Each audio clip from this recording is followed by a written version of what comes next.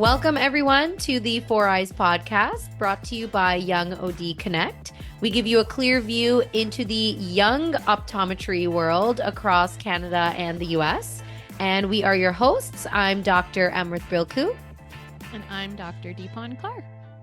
And today we have Dr. Sophia Leung, and she practices in Calgary, Alberta, and she is all about the cornea. Sophia, do you mind telling us and the listeners just more about yourself and how you became an awesome superhero for the cornea? Yeah, so I graduated from University of Waterloo, and then I actually did about 5 years in private practice at first, just kind of getting the lay of the land, trying to figure out what I wanted to do. And I joined the board, actually. I joined the Alberta Association of Optometrists when I was in my second year and got to see kind of the trend of optometry. And there's a lot of discussion about, the expansion of scope and the medical movement, all these things. And I decided to pursue a residency. So I went down to Oklahoma and I did an ocular disease refractive surgery residency down there. And I did an extra year. I did a clinical fellowship there as well. And that was in advanced glaucoma and cornea, which became kind of my two loves. And so they gave me sort of an opportunity to pick the areas I wanted to do. And I kind of liked both the optic nerve and the cornea. And I realized that, of course, if you're treating glaucoma, you're going to be treating the cornea at some point. So I was like, why not just, bundle that in there? And it became more and more fascinating the more I learned about it. And so moving back to Calgary, I started to work with an ophthalmologist who specializes in cornea, a cornea surgeon. So my practice now is basically a secondary and tertiary referral practice. I have an optometry-centric referral practice. And yeah, most of my days are looking at misbehaving corneas, which I love. So. Those pesky corneas. They are. They can be. Yeah. Now that you're working side by side with ophthalmology, do Yeah. you ever prescribe glasses anymore? Is that even a thing? No. Or So no, you not remember at all. how to refract? Yeah, yeah, it's a little fuzzy. Yeah, it's a little fuzzy. No, not really. One of the reasons that was actually a strategic decision because one of the things when you're trying to build a referral practice, especially when you're trying to build it to be optometry centric and making sure that it's supportive and not competitive in any way, I decided to actually pull out of primary care in terms of refraction dispensing altogether. And because I wanted to really make sure that there was that support there because whether convenience, whether it's, the trust piece whatsoever, I didn't want any patients that were going to come and see me for any secondary care to effectively stay in an area that I wouldn't be specializing in. And I say that because I do actually believe that primary care could actually arguably be its own specialty, and it should be because we should know how to do primary care well. And refraction, myopia management, all these things that is part of that day to day. And so, no, not at all. I've been out of the refractive and kind of the contact lens and glasses world, the technology. Every time a patient asks me, I'm kind of like, you know what, the experts are out there. They're in your primary eye care provider's office. Yeah. Please go talk to them because I have not been keeping up with that. And same thing with kind of pharmaceutical industry and meeting the reps and being on advisory boards. I get a chance to be able to interact with them a lot. But no, the technology around the glasses side of things, there and with all that's coming out, it's really exciting to hear. But I'm not in the know as far as those go. So I rely fully on my colleagues for that. I love that though. I do the same with BV referrals. Like, I still offer primary care. And if there's any BV referrals, BV involves a lot of refracting, but I Right. don't dispense. I send that RX back to the referring doctor and I'll let the patient know that is your primary care doctor, your everyday eye care, person. That's where Yeah. you get your glasses from. And I do see a huge shift in how many ODs are now trusting me with their patients and that referral relationship is really strong now because it shows that we each have our own strengths in what we can do and the patients are actually happier to see multiple doctors who will give them the right care that they need. And I think more ODs need to really be aware of that and hear that more often because For sure. once you know and you have a good relationship with an OD like that, you'll never go back. And I was going to say, Deepan, she moved on up because she's got technicians to do that for her. She doesn't need to use her bare hands anymore. Yeah. But like Like in school, you kind of learn how like refraction as an optometrist is kind of like your bread Your and bread and butter, right? butter. So like it's just interesting how now our profession's kind of a little bit moving away from it. Like Hmm. not completely, obviously, but there's still some opportunities there. Do you miss Hmm. it at all, Sophia? Or are you Yeah, kind of like, you no, know, this was not really my thing? Because there's some optometrists that are like, I want to specialize and do this all day and not right. do the primary care, not Yeah. refract. I'm not Yeah. interested in that. So Yeah. I don't know. So it depends a little bit on kind of how someone might see, the point of primary care and refraction, right? Like Mhm. for me personally, I just love ocular disease so much that I knew that I was calling away to it. And I had a conversation with a friend of mine who owns a primary care practice, and she actually said, there's actually something very valuable in doing primary care well. This is Mhm. actually going to be your front line. You are caring for these patients in terms of their day-to-day needs, right? And so there is actually a huge need for it to be done well. And what I do miss about primary care is actually the time that I get to spend actually building rapport and better relationships with the Yeah. patients. Because I see. I see about 40 to 60 patients a day. I have a scribe that helps me. Wow. That time, I mean, how you get these quick connections, but you're not able to hear about their family. You're not able to be able Mhm. to say, hey, how is, so and so, and these things. And I see some of these patients, I do see a lot of them, Mhm. almost monthly because of, changing a contact lens on a really bad NK, those kind of things. So you get to build rapport with them that way. But it's not the same. It's not the same Yeah. as that direct rapport that you get in primary care. So I do miss that. But from a standpoint of me personally, my personal interest, I think, has always been in ocular disease, right? Yeah. Mhm. But kind of to your point, I read about the idea of intra-professional referral is Mhm. so key because um, you really can't be good at everything. There's so much going Yeah. on all the Yeah. time. And so it's kind of like one of those things where in school, we're taught to do everything, right? Yep. And I think that the traditional business model around eye clinics right now is, yeah, you're going to make most of your revenue through dispensing. And I think that's still what we're taught. And that might be just the nature of how maybe optometry is a little ingrained in that traditional Hmm. business model, but it's changing, right? You see that Yeah. there are like yours, I read about, the vision therapy sort of binocular vision specialization is kind of broken out, I'm assuming, in different revenue Hmm. streams. And you also will have, let's say, dry eye clinics and, eye care aesthetics, and those are all kind of branching off into different, Yeah. areas now. And so I think there's still a huge role to play for primary care. And I think that people do need to be passionate about it. If they're only doing it because it's a moneymaker, I would argue that maybe they should maybe reassess why they're doing it, because Yeah. it's going to Mhm. come out in their patient care, right? It's going to show Yeah. up when you're talking to your 100%. patients. If you don't care about it, if you see it just as, a bottom line thing, or, what's my chair time costing me right now, that's going to leak out, and people can Yeah. feel it off of you, right? And so whether you're doing a 5-minute assessment in, a corneal practice, or if you're doing a 1 hour, vision therapy assessment with a child that can't verbalize what they're experiencing, or whether you have a Mhm. 30-minute, 15-minute exam, all of that really comes to, do you care about what you're doing, right? Because Yeah. if you care, then the patient will respond to that. And I think that's Right. probably more important than trying to pick what is going to be my biggest revenue generator. I'm going to run to that. It's like, do you care, right? At Yeah. the end of the Yeah. day, do you, and maybe short term, it might be okay to be able to say, okay, I made some good money today. But the long term, look back and like, was that valuable use of my time? Am I happy with that? You have to Mhm. wrestle with that, right? Yeah. Man, Sophia, we can talk about that all day. But you know what? I won't comment on that because there's something, I because we think, have to we have a yeah. time limit on this episode. But I Right. will I agree with you. There are many ODs out there who want to dabble into specialty just because they think it's a revenue generator for their practice. And Yeah. sure, you can totally do it. You can also hire someone to kind of kickstart it, whatever. But Hmm. I think the day that that person is going to struggle, if they're not passionate about it and they're not learning a lot about it, is the Yeah. day that they have to troubleshoot and the Yeah. day that that specialty service is not working out for a patient. For They sure. won't know what went wrong, how to fix it, Yeah. why it didn't work. Yeah. Mhm. There, yeah. Um, those are my 2 cents. Those are my 2 cents there. I Yeah. think, yeah, like we've always talked about burnout too in our Yeah. profession as well. I think if you're Yeah. doing something like exactly what you said. Like if you're just doing it for the money and you're like, okay, what's my chair time? Like this cost me this much. Like how long is Yeah. this patient going to be here? Yeah. Um, I think, yeah, you have to kind of self-reflect and be like, do I really want to be here? Do I really want to do this every Hmm. day? Like maybe I Yeah. just need to take a break.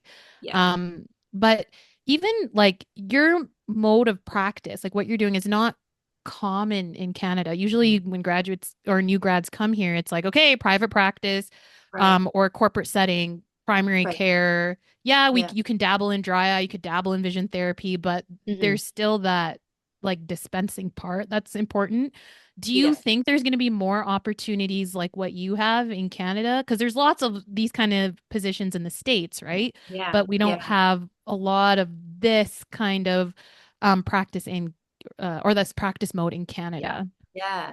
I hope so. I think there's a huge need for it and value. The referral pathway that I started took off really quickly, mainly just because when you have a wait list to, the surgeons and tertiary care, and it's, going to be 6 to 9 months, and you have someone who isn't in the same day, it's not going to need on call, but maybe in a week or two, there is a huge, there's huge need for it. But I think there's a couple of different areas that have to kind of fall into place. The political climate, of course, as we all know, is tense sometimes, right? Mhm. Especially when things like, scope, for example, is on the Mhm. table. But historically, also, I think there can be a little bit of a misconception of what each profession can do. I think there's a general misunderstanding still, Mhm. by any of the O's towards each other of Yeah. what actually can be done. And so if a new grad were to try to approach, let's say, a surgical practice that has never had optometry before, it can be a very bumpy road. Yeah. I think that I kind of landed in a bit of a right timing sort of thing. There were an optometrist that was kind of the lead optometrist on the refractive surgery side who had sort of prompted for the surgeon to say, hey, like Sophia's coming back and she's going to have some more training. Maybe kind of keep an eye on her. And there were some other optometrists at that practice that tried to make something work, and it really kind of they ran into some issues there. So it kind of was like a bit of a perfect timing in a way where I Hmm. was able to step in and kind of say, okay, this is what my training was like. This is what I practiced in for the last 2 years, and this is what I can do for the clinic, as opposed to having to sort of Nice. figure it out. So Yeah. I hope that there would be more, but it takes, I think, the willingness of, let's say if this is an ophthalmology practice, for example, the willingness for an ophthalmologist to try something different, right? To, Hmm. to risk a little bit of bumpiness, to try something different. It also requires the optometrist to be well trained because they kind of have to hit the ground running. There's a lot of, unfortunately, these sort of ideas that if I can just get in, it'll be like a residency. I'll learn as I go. But these surgeons have no time to No, teach. And that's where a lot of the absolutely not. breakdown becomes, is that they're not going to able to coach you through that because your role there is to be able to offload their patients. So they're not going to double up and see it. That's making more work for them. And I think that is one of the biggest reasons why I think it fails, is because there's this expectation there's going to be coaching and mentorship when, as much as they would maybe like to do that, there's no time. Yeah. These volumes are these clinics are bursting at the seams, and so Mm. you kind of have to ready to hit the ground running. Um, Hmm. the other challenge is that there's not really a strong, like you said, Deepan, is not, it doesn't really exist. So I kind of had to step in and say, okay, we're gonna just try to figure something out. And my first 2 days, I was doing Goldman checks, and I didn't even have the authority to change prescriptions. So I literally Wow. sat there with tonometry probes and did 50 Goldman checks, and I was like, I got an advanced glaucoma fellowship for this, and it was Oh brutal. my And it gosh. takes time to try and figure out, and there has to be trust, right? For me Yeah. to be able to Hmm. stand by the surgeon's work, for the surgeon to be able to offload his patients and say, I'm not going to see these patients who are in tertiary care. There has to be a trust and rapport built up. So for good reason, there has to be this sort of mutual vetting of each other. Hmm. And sort of my advice for anyone who's looking to try to break into that, really pick a surgeon that you can stand by. There's going to be a lot of ophthalmologists and a lot of surgeons who can see it because they can see the business model, they can see how much money that they can make off of Hmm. this, but you absolutely have to work with someone that you can stand by their work, right? If you Yes. wouldn't bring your own family member to come and see you, and then, as an extension, see that surgeon for surgery, really take care as to whether you want to be there or not. Because at the Hmm. end of the day, you are going to be at you're going to be representing that clinic. You are going to be defending the surgeries to some extent. If you have a Yes. post-op that's gone, Mm. awry, you better hope that you'd be able to say confidently that this was truly one of those, post-operative complications that was, not because of surgical work, right? It's not because Hmm. of poor work. So your reputation, your, Yeah. brand, I guess, if you will, also kind of your ethics can be on the line by choosing the right people to work with. And so sometimes the more conservative surgeons might say, you know what, let's wait and see, and it might take a bit longer to build that. Or you might Mhm. have someone who's a little bit more progressive, I guess, if that's the right term, to say, let's try it. But you really have to make sure that you don't jump on just whatever opportunities in front of you. Really assess Yes. the work that's happening behind the scenes and behind closed doors to make sure that you can support that. Mm, Yeah, I interesting. think definitely find a, for anyone who wants to work in a ODMD, sort of a surgical practice, make sure again that that OMD is not looking at you as just a, revenue generator for their practice. Like make sure that Right. they also actually care about the optometric profession and that they Right. do respect you as well and they don't think that you're also just going to be a technician Right. Mm, who's checking the refraction, checking Yep. tonometry and, doing your paperwork. So Yeah. that's really important. So it makes you feel valued too, right? And mhm. you kind of just dabbled into what your first couple of days were like working in Yeah. that sort of a practice setting. But Sophia, what is your typical day-to-day like in a, cornea heavy surgical center? How many patients do you typically see a day? What sorts of conditions are you running into on an everyday basis? Yeah. So average right now is about 40 to 60. If I'm also covering for, another ophthalmologist who's there with some of the post-ops, it can go up to 80. With those are crazy days. So I don't really like those. I was doing Wow. them for a little bit and I was like, I can't do this. Okay, it's good Um, you have a scribe so because I would not finish all those charts. yeah, a scribe is key. Oh my gosh, they're valuable. But yes, having a scribe definitely helps make that possible. If I didn't have a scribe, it would be near impossible. I mean, Oh my gosh. it's I was and I didn't have a scribe at the beginning, and I was seeing about 30 patients. I was hours behind, right? And so you're just it's Oh. learning a new system, all that. So, but yeah, so 40 to 60 patients right now, mostly problem specific, and then even with the new referrals that come in, they're comprehensive in the sense that I'm looking at everything from a health perspective, but I'm not doing a cover test, not doing Hmm. any of that. That actually is all delegated. So basically, our technicians will basically do a lot of that, and then I might recheck a few things, especially if there's a palsy in suspicion. But for the most part, a majority of the cases that I see are going to be really any corneal condition, ranging from a dry eye to limbal stem cell deficiency, a lot of herpes, a lot of microbial keratitis, fungal, acanthamoeba, the works. We had a pseudomonas one that I saw a couple of days ago. A lot of bad NKs. That's kind of become a big practice builder, I guess, if you kind of had to say. A lot of referrals coming in for these ones that are just not healing. Patients are, not getting better, but they're not really having any issues. There's kind of that tension of they're not willing to do the treatment, all these things where sometimes you just need someone else to say, yeah, you have to do the medication. A lot of cataract consultations. Obviously, we're still a referral practice for surgery as well. So I do the initial triaging for the cataract side of things, keratoconus as well. Yeah, so kind of the works and kind of some odd ones that kind of come in randomly, and I guess some neuro referrals as well too. But yeah, a Cool. majority is going to be anterior segment and cornea, about 80-90% for the most part. Wow. Mm. I love that. Oh, Yeah. I didn't realize you saw the cataract referrals too. Because when Yeah. I do send a lot of referrals Yeah. to SEMA I Eye see your Care name. Center. Oh, okay. So I you can wasn't write in sure if your you saw. referral. Hi, Sophia. Yeah, Yeah, a little wave down the air. I know. I didn't know that you saw those two. Oh, Yeah. okay. So Well, we that's kind of changed it a little bit because for a little while, we were running into some issues that was brought up by referring doctors, as it should have been, that patients were going in, getting slammed with information, not really clear what exactly their choices were. And so optometry, having, one of the strengths of optometry is bedside manner and patient counseling, right? Basically, I mentioned to the surgeon that I'm working with now, the residency that I basically came from whole year was high surgical volume, like cataract, oculoplastics, basically just a high, heavy surgical center. So we changed it a little bit so that I would see the patient initially to screen for any dry disease that we can help manage, check on whether there's anything else going on, but really kind of have a discussion and a little bit more time to talk about cataract surgery, the implant option, just a real sort of still quick, but sort of a briefing about some of their options so that when they then see, let's say, the surgeon directly and he mentions this lens and that lens, they already kind of know, they've already been thinking about it. yeah. And then when they see the IOL technician for the measurements, they pretty much are ready with kind of what their choices are. And Mhm. now we just have to figure out what lens type is going to be most appropriate for their specific measurements. So it made it a lot easier. And it allowed actually a lot more triaging of patients who actually didn't have cataracts at all. We get a lot of referrals from GPs and come in, and it's a lot of Oh. times it's not cataracts at all. We've caught a plethora of retinal diseases, a lot of corneal problems, and things that's like you just have presbyopia. Like I'm going to connect you with an optometrist, and those kinds of things. So having that Yeah. in place really has freed up. I mean, we're still very, very busy, but just kind of taking a little bit of that surgical volume off of the unnecessary triaging, off of the surgeon, so that he can actually Mhm. get more patients through. And that's ultimately the goal, to be able to get better access and faster triaging for the patients. Yeah. This is actually a random question. Those GPs that do send over referrals, do you guys Yeah. ever write letters back saying perhaps an Yeah. optometrist would be a good So what I actually suggestion do, yearly?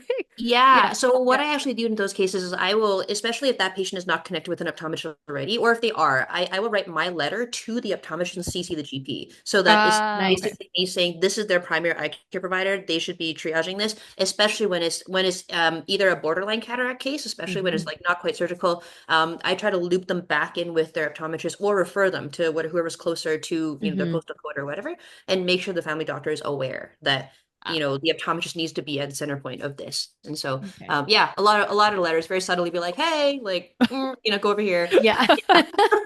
And some of them just don't know, right? Yeah. How Yeah. how are they supposed to know? You do a vision check and you're like, oh, you can't see, maybe his cataracts are at the right age. And I think a lot of times the family doctors are also, we talk about, the burden of patient volume, right? They're Mhm. slammed with everything. And a lot of family doctors, including, whether they're familiar with optometry or not, they only get about 2 hours of Yeah. training with eye care, Mhm. right? And Yes, so that's true. unfortunately, Yeah. it's a lot for them to triage. And so I don't fault them for referring over. They just kind of, if there's a pathway already established or maybe a rapport there. Yeah. But a lot of family doctors that I write back to are fairly receptive as far as kind of I've been hearing, they just That's realize they great. just need to be shown what the different referral pathway is, and it's not really a big issue. But there's still, I think maybe a shout out for kind of maybe more advocacy or self advocating for kind of your Mhm. patients. Anybody who's listening who works near family doctor's practice, doesn't hurt to pop in there and say, hey, introduce yourself, because you'd be surprised. That in itself is a really strong referral builder, because these patients need to be seen. Yeah. A lot of them are Yeah. going through, Mm. and they're not Yeah. connected with an optometrist, right? And so, yeah. No, you know what? That is so true. I'm glad you're bringing up so many things, Sophia, that I'm like, you know what? We can have a whole nother episode about Yeah. these different Yeah, things. for sure. That applies for, yeah, any young OD listening. Like, if you really want to start getting a referral base out there, you're Yeah. so right. GPs, they might not be well educated in, what optometry is versus ophthalmology, right? They just think you have an eye problem. Where's the Yeah. eye doctor? Send you off because I Right. only have 5 minutes to deal with all of your health problems too. Right. And I've seen that where at Northern Site we've given the local, walk-in clinic just a simple referral sheet to say, Yeah. hey, where are the eye doctors closest to you? Here's a referral sheet, check off whatever eye problem it is and send them over. Yeah. They have been sending patients over nonstop for Yeah. any condition. I think they're going to be more than happy to do that because Yeah. in the US and Canada, I mean, the healthcare system is so burdened. Family Yes. doctors are drowning too. Yeah. Yeah. And yeah, I think they'll be more than happy to send Yeah. send over to whatever eye doctor kind of Yep. shows up on their For desk sure. first. And pharmacists too, right? Now the pharmacists, Yeah. at least in Alberta, are being burdened with doing essentially like walk-in triaging, right? And Yes. nurse practitioners, really anyone who might be having to field these cases, Hmm. never hurts to stop in and make that referral pathway as easy as possible, right? Yeah. A lot of provincial associations do have like tear off kind of, like you said, like the post-its, right? Or whatever. Hmm. Just make it as straightforward as possible. A lot of times people just need to know where to send it. Yeah. Yeah. So, Sophia, you mentioned earlier that you did your residency in the States in Oklahoma. And Yes. actually, it's really nice to speak to someone who did their residency after practicing Yeah. for a couple of years, right? Out in Yeah. the real world. Can you just tell us, what was that experience like going from Mhm. practicing full time to becoming a residency student? Yeah. Kind of Yeah. going back into that student kind of mentality. Yeah. And was it worth it? Or, is it necessary to do a residency if you want to specialize in anterior seg and corneal disease? I would say that before I went and did a residency, I was told by many colleagues, 5 years seemed to be the magic number. 5 years of practice, and you'll see as much as you would need an equivalent of residency. And Mm. um, Mm. I would say I did that, right? 5 years of private practice Hmm. went down to residency. I would say they're not equivalent, unfortunately. When especially if you're looking at and maybe it differs in terms of what kind of specialty and whatnot, but I would say in terms of corneal disease or a certain ocular disease, I think it's very, very different. Now, it depends on maybe where your 5 years of practice would have been, perhaps. If you Exactly. spent 5 years working at like Oklahoma Medical Eye Group where I did my residency, if you spent 5 years as an associate practicing there, you will get your residency, basically, Mm. because you're going to be seeing those kind of cases Yeah. constantly, Yeah. right? But to get a position there, you would have to have a residency. So it's kind of this sort of Yeah. cycle that you're stuck in. But one of the most eye-opening things for me when I stepped into the residency, so the residency actually, I didn't do it at a school. I did it at a private practice, and one of the reasons was because, well, I've already been in that private practice lifestyle. I didn't want to kind of be like full on student again. Hmm.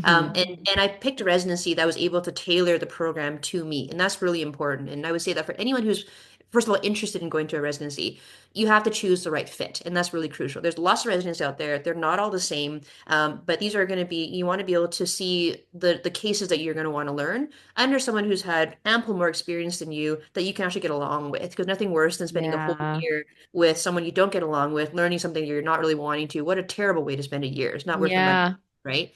Um, so I would say because of that, I chose a really good residency program and matched to one that really fit me. I think that learning experience for me was very different than having spent 5 years in primary care. The other thing that was really eye-opening, I remember seeing this really bad corneal case. It was like this, I think 100 micron thin cornea about to perf, and I was like, neat. And they drafted this My beautiful God. letter, this referral letter, and I go to my residency supervisor, and I'm like, okay, I'm ready to refer. And he's like, okay, like take that, change the name at the top, write your own name. And I was like, why? And he's like, you're on the other side of the referral now. And he's like, you Yeah. are going to be the one, like, is this a corneal surgical case? And I was like, not yet. And he's like, well, that means that that's going to be on you, right? Our role here is to essentially do the medical, non-surgical work so that the surgeons can stay in surgery. Mhm. And that was like a switch of perspective for me that I was like, okay, I have to think differently now. And that forced me into thinking more deeply into the disease process because I'd have to figure out what Mhm. was going on from a different angle. And that switch was crucial. And it's, there are still days where even today, or not today, but yesterday, I was looking at a case and I was like, I don't really know, and this is probably going to be an evisceration case, but let's just, chat with some colleagues, right? And so there's still times where I won't know. But that was a very pivotal change for me to see it differently and having that mindset going into now learning all these cases. So to the question of do you have to have a residency? Um, I don't think it's absolutely necessary to Mhm. specialize. I do think that it is possible to specialize or at least build a practice without it, but you have to commit to learning, and that's probably more important than anything, right? There Mhm. isn't, then there really isn't a residency for every single specialization, right? Arguably, for VT, for example, right? There's actually a lot of really strong courses and programs that you can go to that will get you there. And arguably, one could actually do that and be stronger in it than going Yep. through a residency. So not every residency is going to be the same. Not every area specialty is going to be the same. Mhm. But it really isn't anything to replace essentially being in the trenches doing this essentially every single day, as opposed to Yes. having this mixed bag of cases. And unless you're at a primary care clinic or a private practice that is already specializing that and that's Yeah. all Yeah. you see, then arguably, yeah, you could do that. But the residency, the point of that too, I had a mentor tell me, the point of this also is to be learning from someone who has seen amples more than you Yeah. and forever will have more experience than you so they can teach you what they know, as opposed to you Yeah. kind of trying to figure it out on your own, and that'll accelerate your learning. But for the people who are not going to do a residency, let's say it's not feasible, let's say it's not reasonable for you to move for a year, right? Mhm. Um, for that, I would say commit to learning at the highest level you can possibly get. And that might mean going to shadow people that are doing it more often than you, that are seeing these cases Yeah. every day, because you absolutely need to learn from people who have seen it before you. But if you are going to go into specialization without the residency, Hmm. then you are going to be a forever learner in it. You need to be chasing kind of the most highest level and learning from that almost daily. And Yeah. so it will be harder to do. You can do it. But I think the difference in what I've found in the people who speak on their expertise and speak on it well are the ones who have never stopped learning, even if they did residency or not. Yeah. They are the Yeah. ones that are constantly learning. They're looking at what papers are out there. They're talking to researchers in, if you're going to academy, for example, you're going to the posters and Mhm. asking about it. You are digging. And because if you're going to be a specialist, you are digging. You're not going to be able to download the information off of an op-ed and be like, okay, now I know it. You are going to be the one writing it, right? And Yeah. so those are the times where if you're committed to learning it and you're willing to put in the grind and to do that, Yeah. then absolutely you can. Yeah. And you may not need a residency for it. Mhm. Yeah, actually, in terms of education, yeah, if someone is not, wanting to do a residency for any reason, what specific conferences or resources do you recommend people look into to learn a Yeah. lot more Right. advanced knowledge about the cornea and anterior Yeah. seg disease? So that's a good question. I don't know that there's anything that's kind of like a specific corneal one, but in Canada, the Sally Letson Symposium is Mhm. hosted in Ottawa, and every year it's between ophthalmology and optometry kind of collaboration, mostly ophthalmology that teaches it. But they pick one topic and they just do a deep dive. And I Hmm. went to the cornea one actually a couple years ago and learned so much. I learned more than I did in my fellowship. And so things like that, you kind of want to get after that. Going to really any like SECO, Academy, Yeah.